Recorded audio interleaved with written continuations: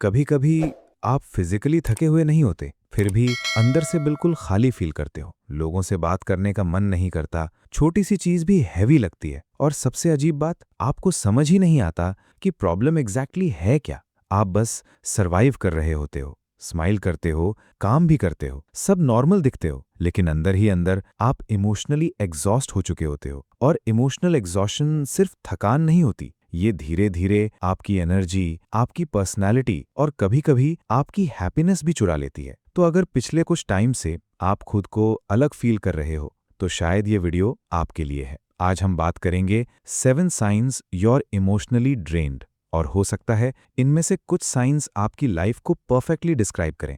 Emotional exhaustion एक दिन में नहीं होती, ये स्लोली बिल्ड होती है। ज्यादा सोचना, सबको प्लीज करना, अपनी फीलिंग्स इग्नोर करना, कांस्टेंट स्ट्रेस, और एक पॉइंट के बाद आपका माइंड क्वाइटली बोलता है, बस अब और नहीं। प्रॉब्लम यह है कि बहुत लोग इमोशनल बर्नआउट को आइडेंटिफाई ही नहीं कर पाते।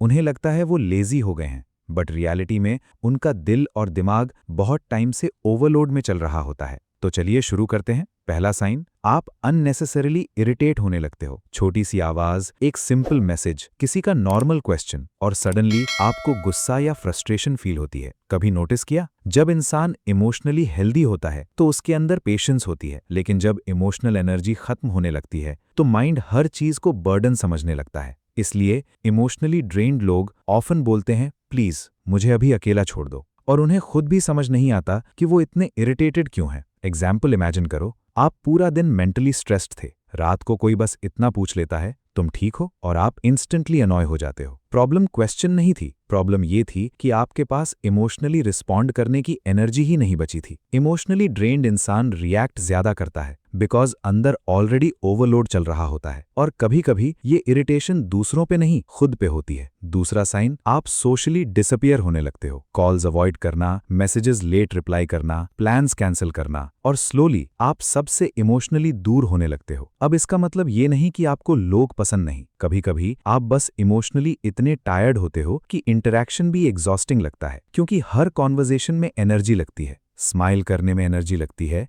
इंटरेस्ट दिखाने में एनर्जी लगती है, और इमोशनली ड्रेन्ड इंसान के पास वो एनर्जी बचती ही नहीं। इसलिए वो साइलेंस चूज करता है, अकेले रहना, not because they hate people, but because उनका माइंड रेस्ट मांग रहा होता है। और सबसे डेंजरस पार्ट, कभी कभी ये आइसोलेशन इतना नॉर्मल लगने लगता है कि इंसान हेल्प मांगना भी बंद कर देता है। वो क्वाइटली सफर करता रहता है, और दुनिया को लगता है ये बस इंट्रोवर्ट है। तीसरा साइन, आप स्लोली इंटरेस्ट लूज करने लगते हो। म्यूजिक, मूवीज, फ्रेंड्स, हॉबीज, जो चीजें पहले आपको हैप्पी करती थीं, अब वो बस ठीक लगती हैं। ना एक्साइटमेंट, ना इमोशन, सिर्फ नंबनेस। ये इमोशनल एग्जॉशन का बहुत कॉमन सिम्टम है, क्योंकि जब ब्रेन सर्वाइवल मोड में होता है तो वो जॉय फील करना कम कर देता है। आप फंक्शन तो करते हो, लेकिन फील नहीं करते, और ऑनेस्टली ये फीलिंग बहुत स्कैरी होती है। आप खुद से पूछते हो, मेरे अंदर पहले वाली फीलिंग क्यों नहीं रही? लेकिन प्रॉब्लम आप नहीं हो, प्रॉब्लम ये है कि आप बहुत टाइम से इमोशनली ओवरलोडेड हो। कभी फोन स्क्रोलिंग करते हुए सडनली रियलाइज हुआ कि आप बस टाइम पास कर रहे हो, एंजॉय कुछ भी नहीं कर रहे। ये वही स्टेट है, माइंड स्टिम्युलेशन ढूंढ रहा होता है, लेकिन हार्ट डिस्कनेक्टेड फील करता है। चौथा साइन, आप फिजिकली रेस्ट लेने के बाद भी टायर्ड फील करते हो, 8 आवर्स की स्लीप के बाद भी, वीकेंड के बाद भी, वेकेशन के बाद भी, क्योंकि प्रॉब्लम बॉडी में नहीं, माइंड में होती है। इमोशनल एग्जॉशन इनविजिबल होती है। आप बाहर से नॉर्मल लग सकते हो, अंदर से कंप्लीटली एग्जॉस्टेड होने के बाद भी। और मेंटली टायर्ड लोग सिंपल डिसीजंस भी ओवरथिंक करते हैं, क्या रिप्लाई करूं, क्या बोलूं, क्या सही है। हर चीज हैवी लगने लगती है, क्योंकि brain constantly emotional stress carry कर रहा होता है, और इमोशनल स्ट्रेस बॉडी को भी इंपैक्ट करता है। Headaches, low energy, heavy chest feeling, lack of motivation, ये सब कनेक्टेड है। कभी कभी आपको रेस्ट की नहीं, इमोशनल सेफ्टी की जरूरत होती है। पांचवा साइन, आपका माइंड कभी शट ऑफ नहीं होता। रात को भी थॉट्स, सुबह भी थॉट्स, हर कॉन्वर्जेशन का एनालिसिस, हर सिचुएशन का worst case scenario. Emotionally drained mind peaceful नहीं होता, वो सर्वाइवल मोड में होता है, और सर्वाइवल मोड का काम होता है हर डेंजर प्रेडिक्ट करो। इसलिए इमोशनली एग्जॉस्टेड लोग ओवरथिंकिंग के लूप में फंस जाते हैं। वो बार बार सेम चीज सोचते हैं, क्योंकि उनका ब्रेन इमोशनली सेफ फील नहीं करता। और इंटरेस्टिंग बात, कभी कभी आपको लगता है आप बस केयर कर रहे हो, लेकिन एक्चुअली आप मेंटली ओवरलोडेड होते हो। Overthinking often starts when emotions stay unprocessed for too long, और जितना ज्यादा आप इग्नोर करते हो उतना लाउड आपका माइंड हो जाता है। छठा साइन, आप इमोशनली सबको सपोर्ट देते देते खुद को इग्नोर कर देते हो। आप सुनते सबकी हो, हेल्प सबकी करते हो, लेकिन जब आप हर्ट होते हो तो चुप हो जाते हो, क्योंकि आपको लगता है मेरी प्रॉब्लम्स इंपॉर्टेंट नहीं है। इमोशनली ड्रेन्ड लोग ऑफन इमोशनली काइंड होते हैं। वो दूसरों का पेन डीपली फील करते हैं और इसी वजह से वो खुद को कंटिन्यूअसली एग्जॉस्ट कर देते हैं। सबको प्रायोरिटी देना हेल्दी नहीं होता। कभी कभी सेल्फलेसनेस भी सेल्फ डिस्ट्रक्शन बन जाती है और एक पॉइंट के बाद आप अंदर ही अंदर एम्प्टी फील करने लगते हो, क्योंकि आप सबको एनर्जी देते रहे लेकिन खुद को रिचार्ज करना भूल गए। और सच ये है, आप मशीन नहीं हो, आपको भी रेस्ट चाहिए, आपको भी सपोर्ट चाहिए। सातवां और सबसे इंपॉर्टेंट साइन, आप इमोशनली फ्रेजाइल फील करने लगते हो। कभी रैंडम सैडनेस, कभी बिना वजह आंसू, कभी एक स्मॉल ट्रिगर और सडनली इमोशनल ब्रेकडाउन।